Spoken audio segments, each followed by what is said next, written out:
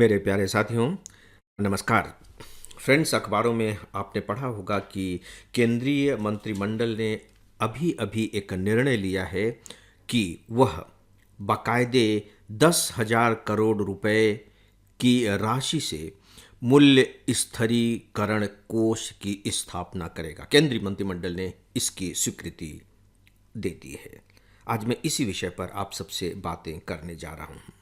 और जैसा कि मैं आपको पहले ही बता चुका हूं, मैं केवल इसी पर बात करने नहीं जा रहा हूं, बल्कि इसके माध्यम से इसके आसपास की जो दूसरी घटनाएं होंगी, अर्थव्यवस्था से जुड़ी हुई जो दूसरी बातें होंगी, जो दूसरे परिदृश्य होंगे, उन पर भी हम लोग थोड़ी बहुत नज़र डालेंगे। तो आइए पहले समझने की कोशिश करते हैं कि ये मूल्य स्थिरीकरण कोष है क्या। देखिए, मैं अक्सर आप लोगों से कहता हूं कि जब कोई भी शीर्षक आपको पढ़ने को मिले तो थोड़ी देर के लिए रुकिए और शीर्षक के आधार पर उस पूरे के पूरे टॉपिक को समझने की कोशिश कीजिए। ऐसा इसलिए क्योंकि जो शीर्षक रखे जाते हैं, कहीं ना कहीं वे उसके चरित्र का प्रतिनिधित्व करते हैं। उस शीर्षक में उनका चरित्र शामिल होता है। उदाहरण के तौर पर मूल्य स्थिरीकरण कोष। कोष का मतलब आप जानते हैं, फंड जिसमें कुछ धन राशि हो। तो इसमें 10,000 करोड़ रुपए की राशि रखी गई है। ये कोष हो गया। अब इसका पर्पस क्या है? इस कोष का पर्पस क्या है? देखिए, उसके लिए बहुत साफ साफ यहां कहा गया है, मूल्य स्थिरीकरण। यानी कि जब मूल्यों में बहुत ज्यादा उतार चढ़ाव होता है, तो ये बहुत ज्यादा उतार चढ़ाव न हो, इसे स्थिर रखा जा सके, बस इस कोष का पर्पस यही है। इसका मतलब यह हुआ कि जैसे मान लीजिए कि किसी वस्तु की कीमत बहुत ज्यादा बढ़ रही हो, तो अब क्या किया जाएगा? तो सरकार, आप जानते हैं, सामान्य सिद्धांत के तहत उस वस्तु की सप्लाई बढ़ा देगी। मांग और सप्लाई के सिद्धांत से उसे कंट्रोल करने की कोशिश करती है, आपको मालूम है। लेकिन तब क्या होगा जब किसी वस्तु की कीमत बहुत ज्यादा बढ़ रही है और उसकी सप्लाई नहीं की जा सकती हो?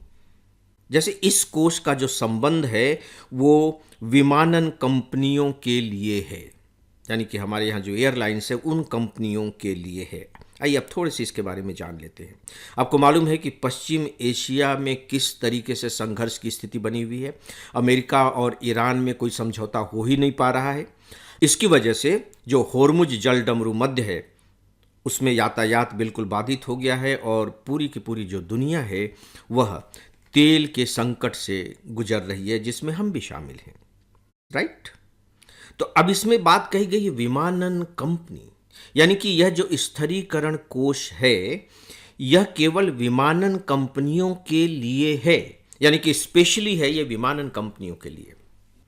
तो इस पश्चिम एशिया के संघर्ष के कारण जो पेट्रोलियम पदार्थों की कीमत में बहुत ज्यादा वृद्धि हो रही है, उस कीमत को स्थिर रखने के लिए इस कोष की धन राशि का इस्तेमाल किया जाएगा। फ्रेंड्स, आपके लिए एक उपयोगी सूचना, हमारा फुल ऑनलाइन कोर्स है जिससे ऑप्शनल सब्जेक्ट को छोड़कर हम प्री, मेंस और इंटरव्यू तक की पूरी तैयारी कराते हैं।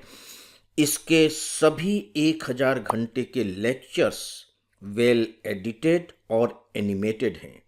इसके जो 90% लेक्चर हैं मैंने तैयार किए हैं, और मैं स्पेशली बताना चाहूँगा कि हमने इसमें पढ़ाया नहीं है बल्कि समझाया है। आपको इसकी पूरी जानकारी हमारे मोबाइल ऐप और हमारी वेबसाइट पर मिल जाएगी। अब आप देखिए कि स्थिति क्या है। मार्च में, इसी साल के मार्च में, विमानों में जो ईंधन इस्तेमाल होता है उसका नाम है ETF. ETF, aviation turbine fuel. ETF, aviation turbine fuel. ये थोड़ा सा स्पेशलाइज्ड किस्म का फ्यूल होता है, और आप इसे कह सकते हैं कि ये स्पेशलाइज्ड केरोसिन बेस्ड फ्यूल होता है। ये भी जनरल स्टडीज का एक तथ्य हो गया। स्पेशलाइज्ड केरोसिन बेस्ड फ्यूल होता है।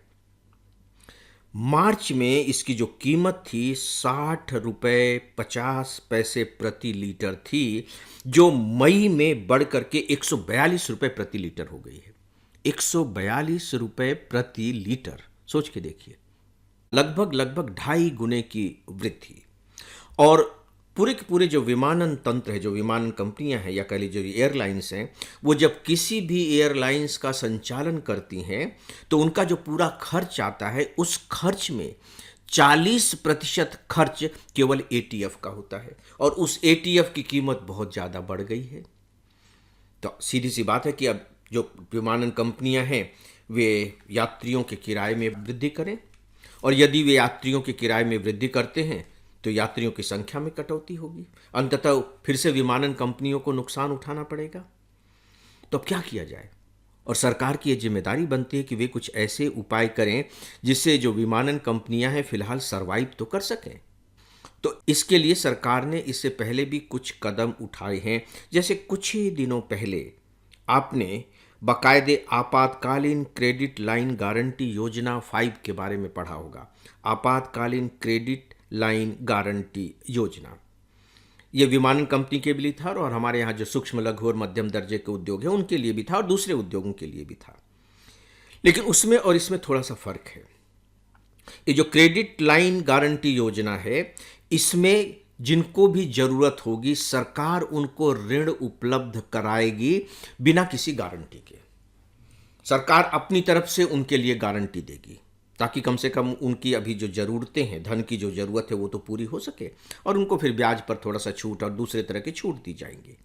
वो भी एक तरीका है, विमानन कंपनी के लिए भी था वो। दोस्तों, ये जो है स्पेशली विमानन कंपनी के लिए है। अब इसमें होगा क्या? अब आप देखिए, इसे थोड़ा समझने की कोशिश कीजिए। मेरी समझ से अब आपको ये स्पष्ट हो गया होगा कि मूल्य स्थिरीकरण कोष क्या है। दोस्तों, ये जो सहायता है, ये पेट्रोलियम और जो प्राकृतिक गैस मंत्रालय है उसके माध्यम से तेल मार्केटिंग कंपनियों को ब्याज मुक्त कर्ज के रूप में दी जाएगी, उन्हें धन दे दिया जाएगा। और ये जो तेल की मार्केटिंग करने वाली जो कंपनियां हैं उनसे कहा जाएगा कि भाई तेल के रेट बढ़ रहे हैं, लेकिन आप तेल के रेट बढ़ाओ मत।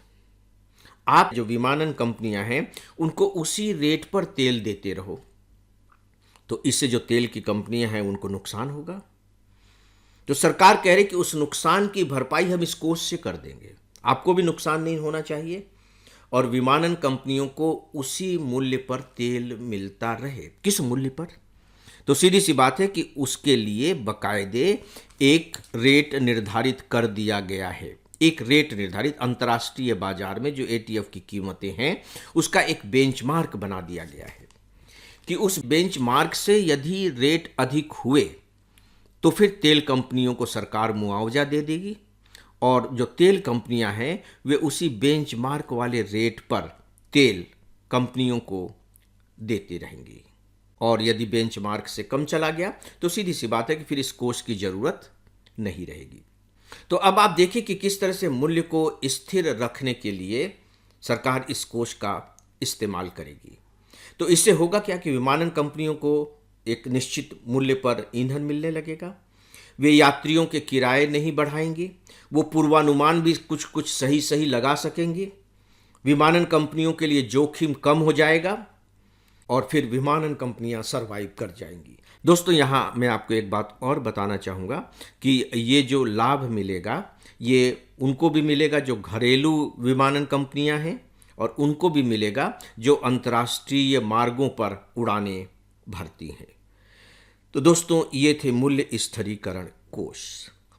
अब एक दो प्रश्न आपके सामने मैं रखने जा रहा हूं। जो न्यूनतम समर्थन मूल्य है, जिसे हम एमएसपी कहते हैं, सरकार ने कुछ ही दिनों पहले कुछ खरीफ फसलों के एमएसपी घोषित कर दिए हैं, आपको मालूम होगा। न्यूनतम समर्थन मूल्य, क्या न्यूनतम समर्थन मूल्य का कोई संबंध इस मूल्य स्थिरीकरण कोष से है? इस पर विचार कीजिए। साथ ही साथ रिजर्व बैंक ऑफ इंडिया हर 2 महीने में मौद्रिक नीति घोषित करती है। क्या रिजर्व बैंक ऑफ इंडिया जो मौद्रिक नीति घोषित करती है उसका कोई रिलेशन, सीधे सीधे नहीं लेकिन कोई रिलेशन मूल्य स्थिरीकरण से है? क्या कुछ ऐसा है? और अब तीसरा प्रश्न ये है कि देखिए, अभी जो हमारे सामने संकट आया है वो पेट्रोलियम पदार्थों को लेकर के आया, और आपको मालूम है कि हम बहुत सारी विदेशी मुद्रा पेट्रोलियम पदार्थ के आयात पर खर्च करते हैं। तो क्या आपके दिमाग में वे पॉइंट्स आ सकते हैं? सोचने की कोशिश कीजिए कि सरकार खासकर इस पेट्रोलियम के संकट से निपटने के लिए कौन कौन से कदम उठा रही है, तात्कालिक रूप से भी और दीर्घकालिक रूप से भी। क्या क्या उपाय इसके लिए किए जा रहे हैं, इन पर भी थोड़ा आप विचार कीजिएगा। दोस्तों, ये सिविल सर्विस एग्जामिनेशन की तैयारी करने का तरीका होता है।